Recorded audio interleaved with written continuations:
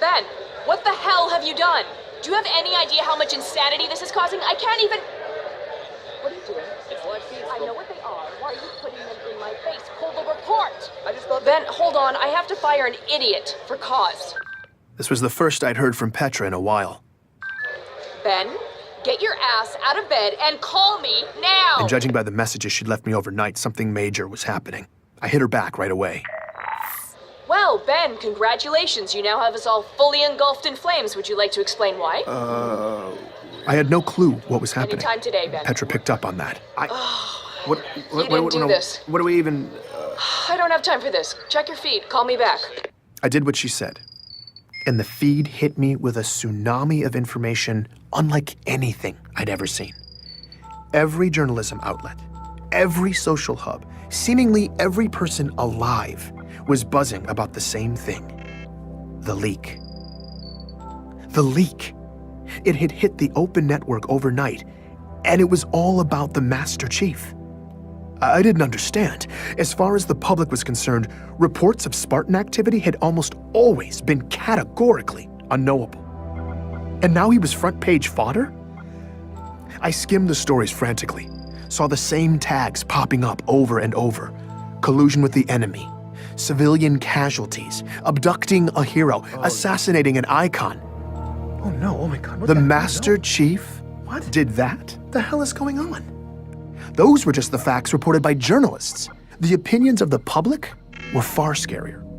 Like missiles firing wildly in all directions from every corner of inhabited space. This leak about the Master Chief, whatever it said, had already begun deeply dividing people, sending ideologues on both sides scrambling to gain the moral high ground.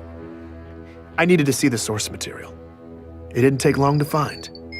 Everyone had the same file, a suppressed incident report from an embassy in the outskirts that had already been viewed almost 500 million times.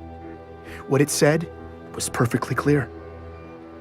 10 days ago, in the outer colonies, the chief had suddenly appeared in the middle of a densely populated city at a regional embassy, where inside, long-awaited peace talks between human and alien delegates were on the cusp of an historic agreement.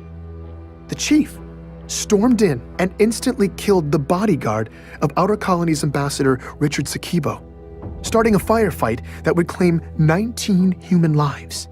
He abducted the ambassador and blasted an escape path through security personnel, mowing them down with extreme prejudice as he escorted the alien delegation to safety. Once aboard his waiting evac ship, they fled the planet, leaving years of diplomatic work in ruins. The next day, local officials picked up a signal beacon that led them to a nearby field. There, they found the architect of the talks, revered peace activist Richard Sakibo, last seen in the chief's custody, lying dead in the grass. I'm Benjamin Giroux, and this is Hunt the Truth.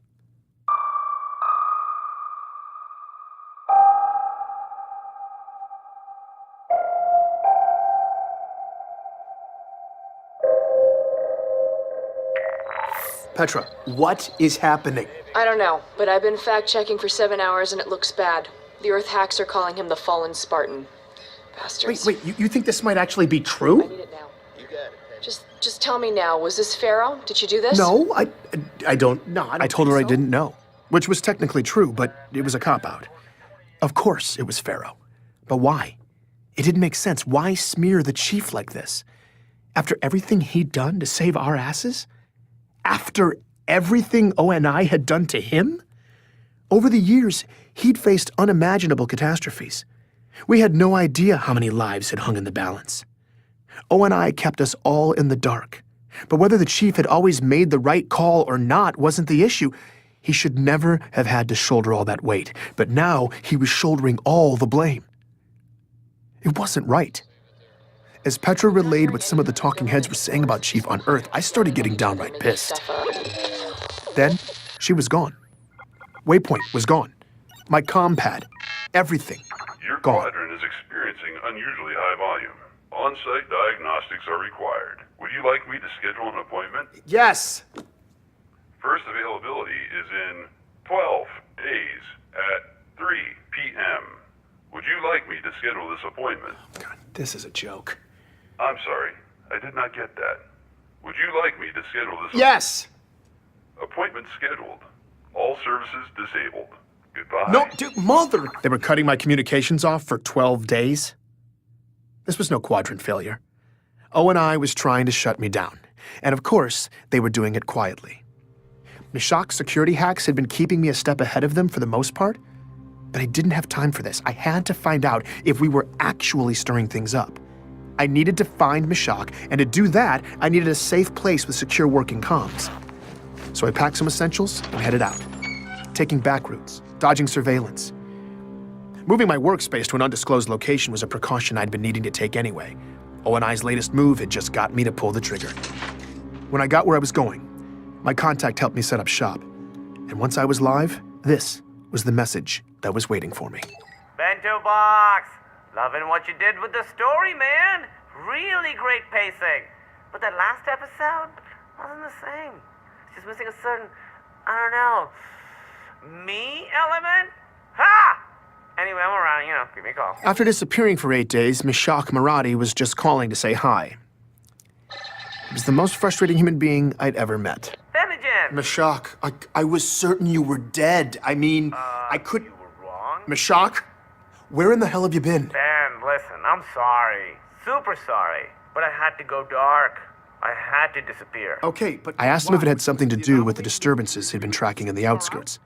He said no. It was this other thing I was checking on for you. I don't know anything for sure yet, but I will soon. Fine, but listen, I realize you operate in a den of secrets, but you could have at least warned me before disappearing, I mean, right? No, not really.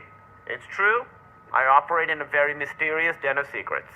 But this mission was on a level 3 stories below the subfloor of the secondary basement of my den of secrets. I shouldn't even be thinking about it.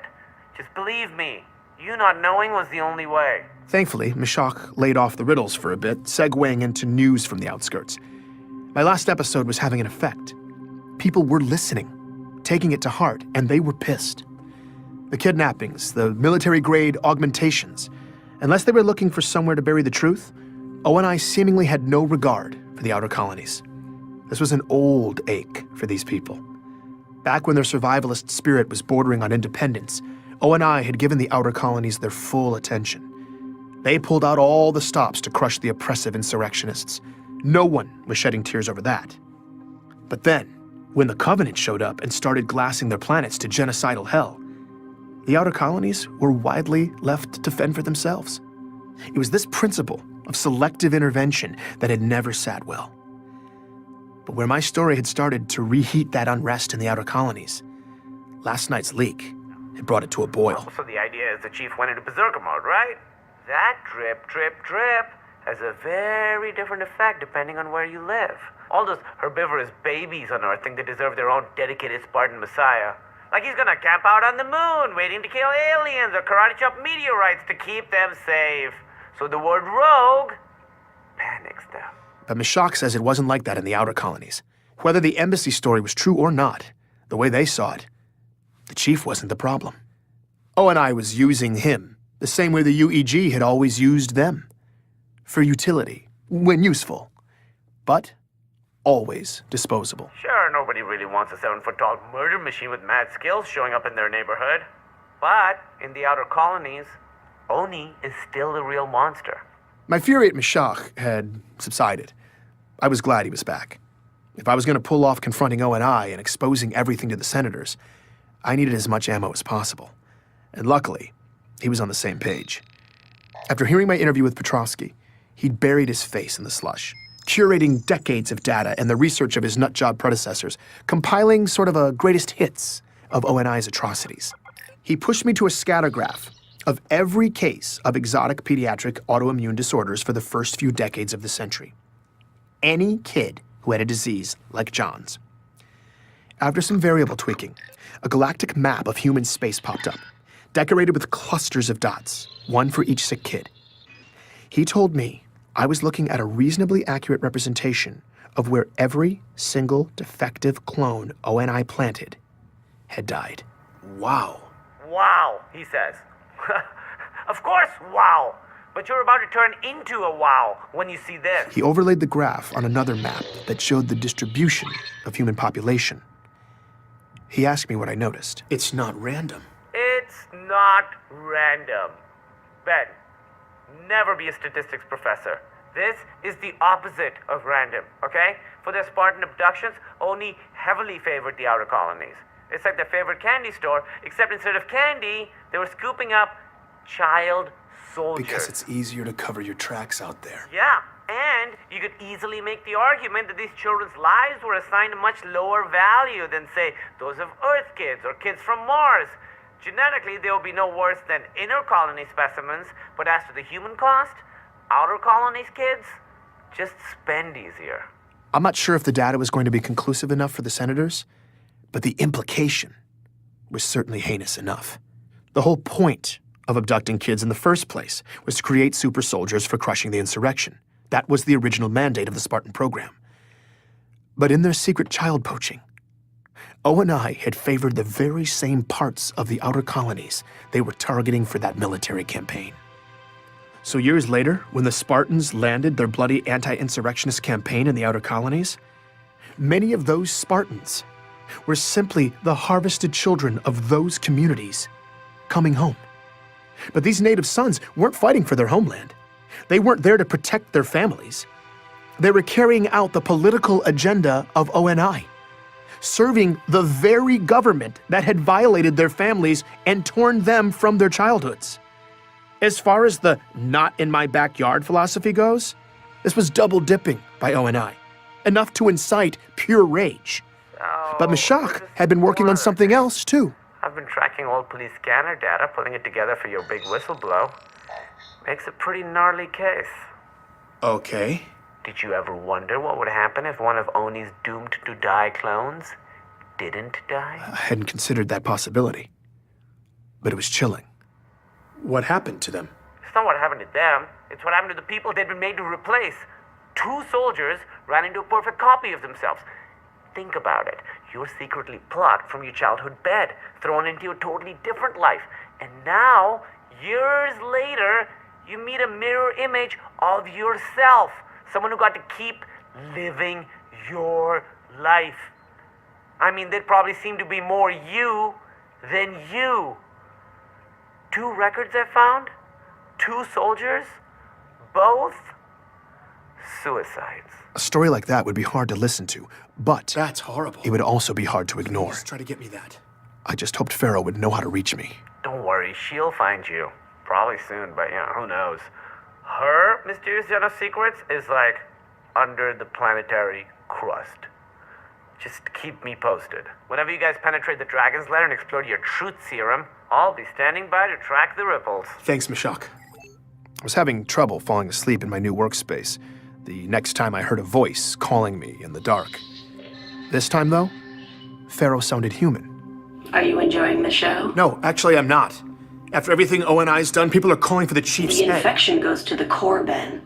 When you cut all the way in to extract it, you can't always control what sprays out. But you're the one spraying it. You chose to smear the chief. I'm not smearing anyone.